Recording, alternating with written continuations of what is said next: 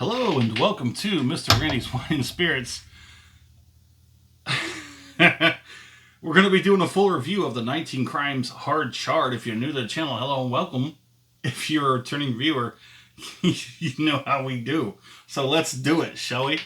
19 Crimes. I'm getting into this line, and this was my introduction. Hard Chard, but basically the Chardonnay, Hard Chard. Okay, so each declared by His Majesty to be punishable on conviction by transportation. Now it's got an interesting backstory because if you know about history, and I am a history major, Australia was originally a penal colony, which means all of Britain, all of the hard crimes, everybody who committed crimes of such heinousness, they were sent to the penal colony to basically be forgotten. There was like disposing of your trash. You just throw it out and hopefully it never comes back. This cork is giving me a hard time. I'm going to bite it. So it's a very interesting story they have behind all of this. That's a beautiful color for this Chardonnay. We're going to give you, it is a 16% alcohol by volume. That's a little bit more than your average Chardonnay. I'm not going to read through all of that on your behalf. This is a 2021 edition. Okay, contains sulfites. I always want to say that. Some people care about that. Most people don't. Look at that color. That's like liquid gold. It's like a light liquid gold. Matter of fact, I want to take out my whiskey color scale and let's see if we can't nail this down as no, that's not it. It's not medium brown. Pale brown, maybe? Pale brown? Yeah, it's a nice golden color. Much deeper and richer than the average Chardonnay. Now, the nose has a little bit of melon, stone fruit, and oakiness to it. Comes out of the barrels. So this one, as you see her there, she was the, I guess you can call her a ringleader.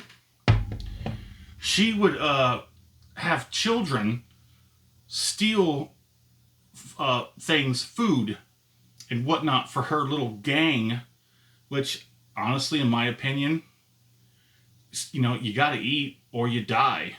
So she helped this little ring of children to steal certain food items so that they could have meals together.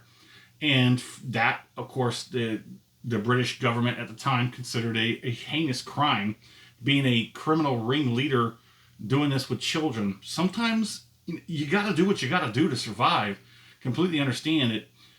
I don't see the violence here. It's just theft, and it's not stealing cars. It's not stealing money, valuables. It's just food. People have to eat to survive. If you don't, you die. You get to a certain point where it doesn't matter. You're going to do what you have to do to survive.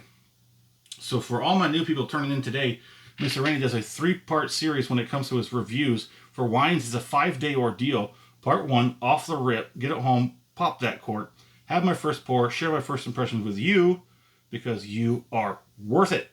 Part 2, 3 days later, full review time, get halfway down, go online, get some information, great story stuff, come back, we talk about it, and we continue to drink it after I score it. We give part 3 on the 5th day, final pour. We have the final pour in the glass, thusly named. We compare the final pour to the first pour and everything in between. 1788, this was established in Australia. And Australia was a penal colony, as I had mentioned.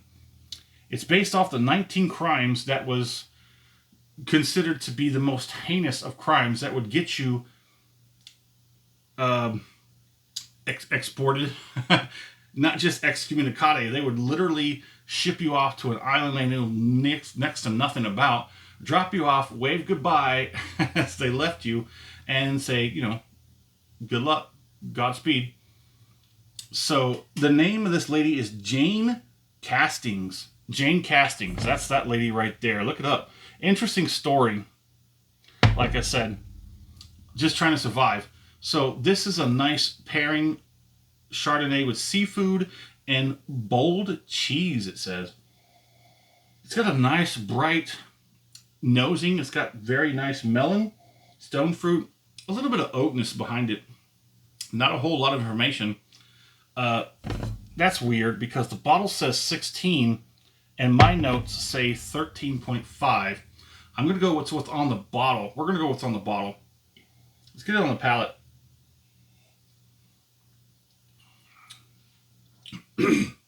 Ooh, that went... I tried to go down the wrong pipe. Excuse me. Let me get one more try it again. On the palate, there is stone fruit, honey, light honey, some oakiness, sure. Creamy butterscotch.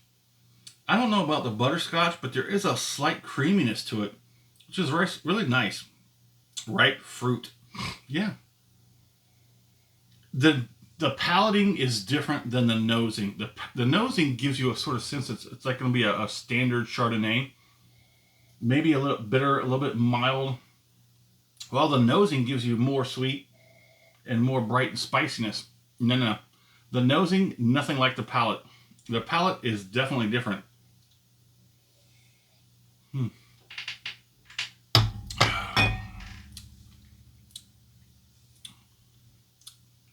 The finishing on this is relatively easy, very light, slightly creamy. It goes into a deeper richness. Okay, let's finish this up real quick. Everybody just decided to come home early. So it's a decent enough finish. Let's put a score on it. 19 Crimes. This was on sale for $5, just a little over $5 out the door. I don't know if the store is not going to continue it or whatnot. I haven't found much information about that, although I honestly did not look into it. So my score is going to be I'm going to give it a strong 3 out of 5. This is actually a very nice, different type of Chardonnay. My fair price on it is going to be, I can't remember what the original price point on it said, but it was definitely under 20 bucks.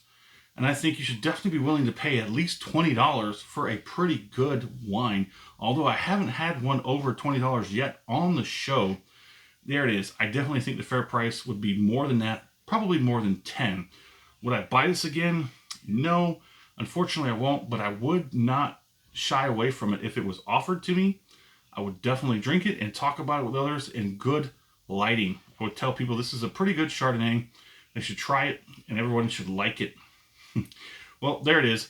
Let me know in the comment section where you're at. What's going on in the world of libations around you. I'm always interested in that kind of stuff. What are you drinking? Have you tried the 19 Crimes? If you have, let me know which one I should try next. And do me a favor. Actually, do yourself a favor. Hit the like, the subscribe, the follow, the heart, whatever it may be, so that way you can get these videos hot, fresh, delivered right to you as soon as I release them into the wild.